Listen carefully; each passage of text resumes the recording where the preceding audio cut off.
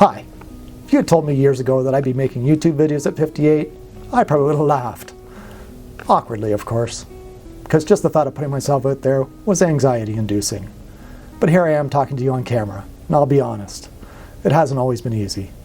As an introvert, stress and anxiety have been familiar companions throughout my life.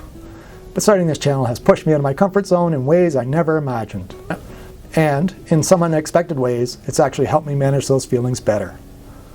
In today's video, I want to share with you how I deal with the stress and anxiety in my 50s, the lessons I've learned as an introvert, and how stepping out of my comfort zone to start this channel has changed my life for the better. So let's dive in.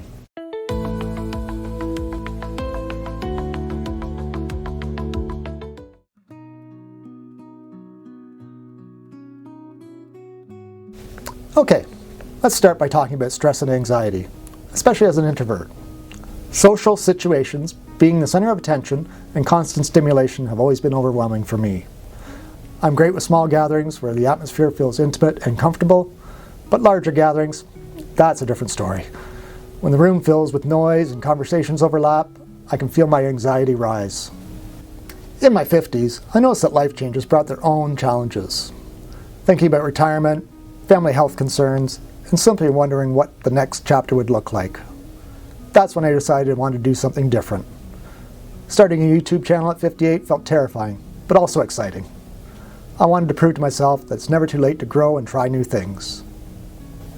The first time I hit that record button, my heart was racing. I must have filmed that first video 10 times. But here's what surprised me. Each time I posted a video, I felt a little bit braver. And that's when I realized that sometimes the best way to manage anxiety is to lean into the discomfort and keep going.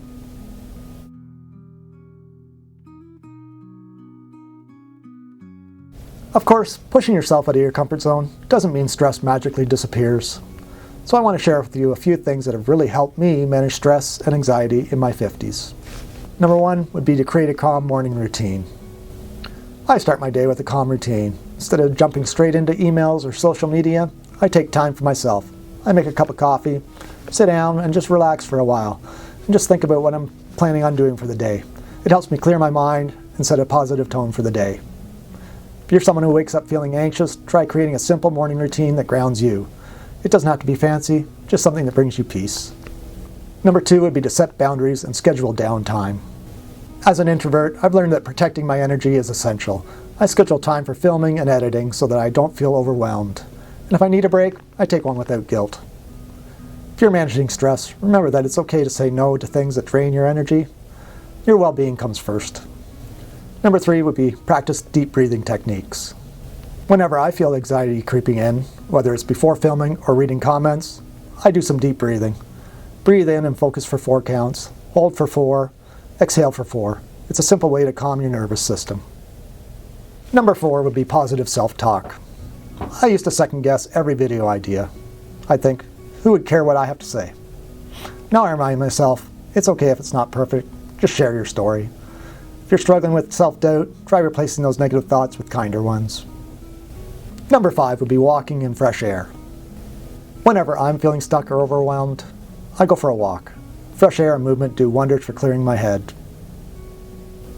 Number 6 would be to practice gratitude. By taking a few moments to write down things that I'm grateful for, shifts my focus away from my stress. For example, I'm incredibly grateful for the connections I've made since starting this channel.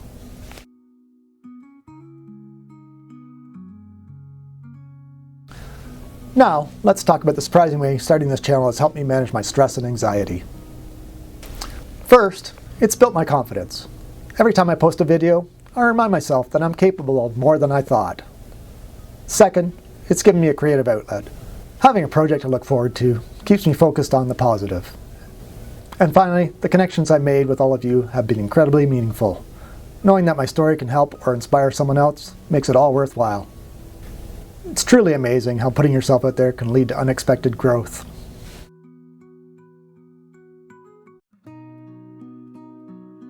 As an introvert, one of the things I love most about YouTube is that I'm really just talking to the camera. There's no big crowd staring back at me, no immediate pressure to entertain people in person. It's a space where I can express my thoughts, take my time, and share what I want without the same social pressures I'd feel in a face-to-face environment. And if I don't like what I recorded, I can edit it. That's something I never had the luxury of in real-life conversation. So, if you're an introvert thinking about starting a channel, I encourage you to give it a try. You might find that it's a perfect balance between self-expression and personal comfort. So, if you're an introvert like me, I get it. Putting yourself out there is scary. But here's what I've learned. Growth happens when you're willing to be a little uncomfortable. Start small, take one step at a time, and trust that you'll find your way. And always remember, you don't have to have it all figured out. Just take that first step. So, what's one thing you've done that took you out of your comfort zone? Share it in the comments. I'd love to hear your story. I'd like to thank you again for joining us on My Mark on Life, and we'll see you in our next video. Bye for now.